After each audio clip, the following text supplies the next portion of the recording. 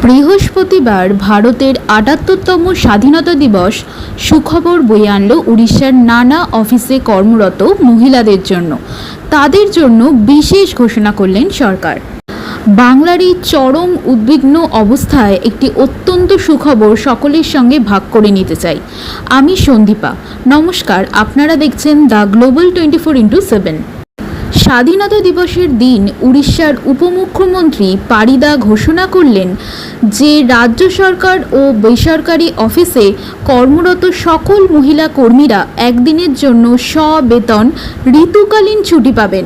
উড়িষ্যার শিশু কল্যাণ ও মহিলা দপ্তরের মন্ত্রী হলেন প্রভাতী পারিদা। স্বাধীনতা দিবসের দিন অনুষ্ঠানের পরেই ঘোষণা করলেন।